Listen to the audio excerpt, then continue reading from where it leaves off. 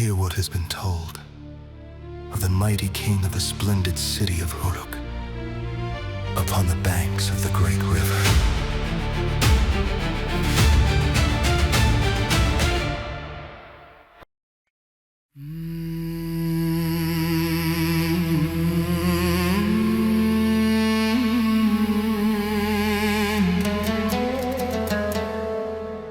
The desert sun struck without mercy.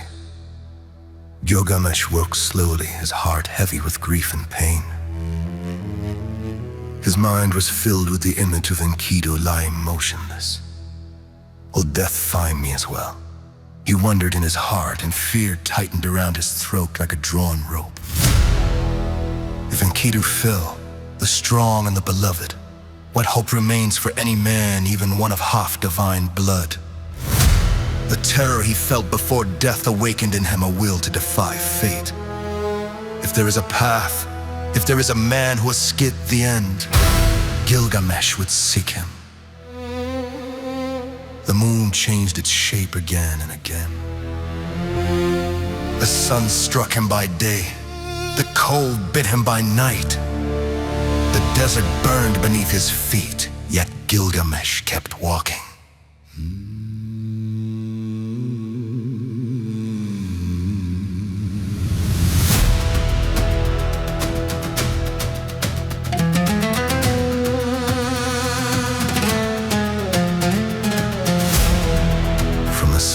Rose the mountains of Mashu, heavy and dark, where the sun passes through hidden gates.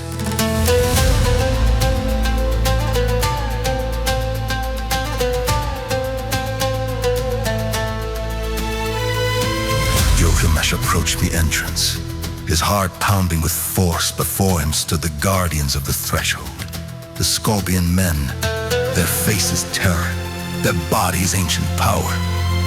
They turned to Gilgamesh and asked why he had come to a place no human dares to tread. Gilgamesh answered and spoke of Enkidu, the fear born within him at his death.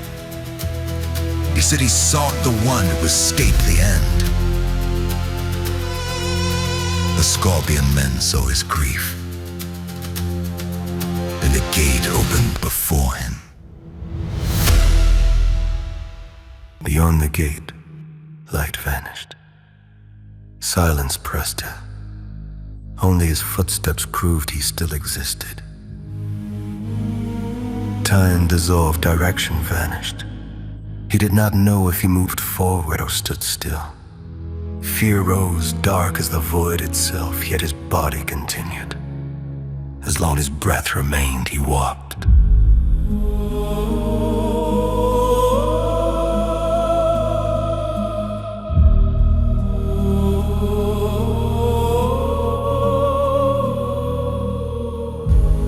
At the 12th hour, when hope merely failed, darkness thinned. A faint light appeared. The darkness withdrew step by step, and Gilgamesh stood at the edge of another world. Before him spread the garden of the gods. The trees stood motionless, their branches bearing precious stones instead of fruit. Ruby and onyx shimmered as if born from the earth itself. The beauty was intoxicating, as if urging him to remain, to gather the gems and return in great wealth.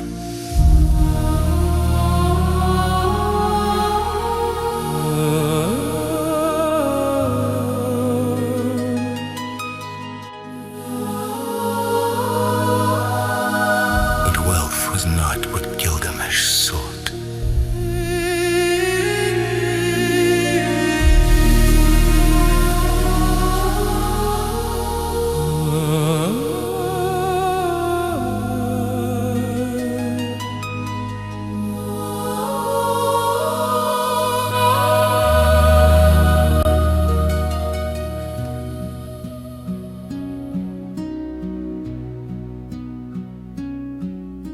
Saduri sat beside her tavern at the edge of the waters.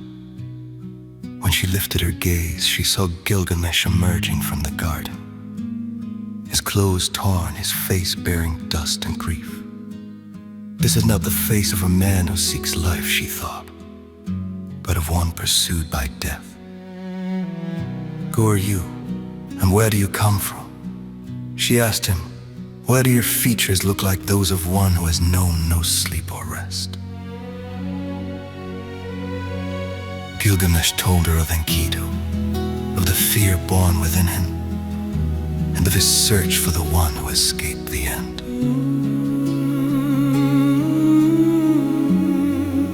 Siduri said to him, eternal life was not given to humankind.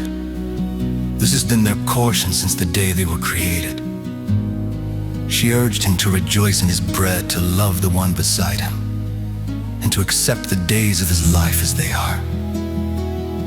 But Gilgamesh was not soothed.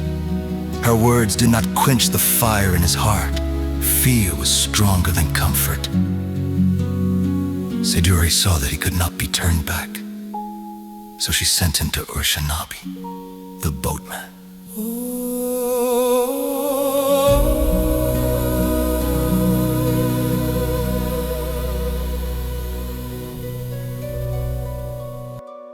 Gilgamesh found Urshanabi by the edge of the waters.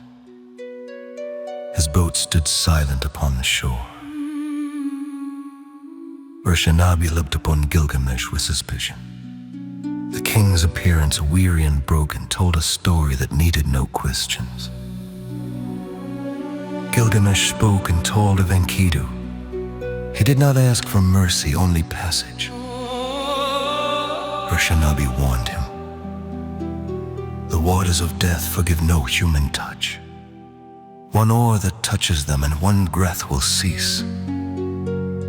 But Gilgamesh did not retreat, so Urshanabi instructed him to cut many long poles.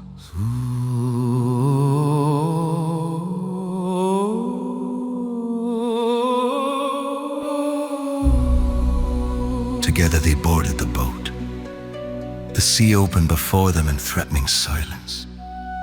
Pole after pole was thrust into the water and cast away, and the boat moved forward slowly, as if every motion were weighed before an ancient fate.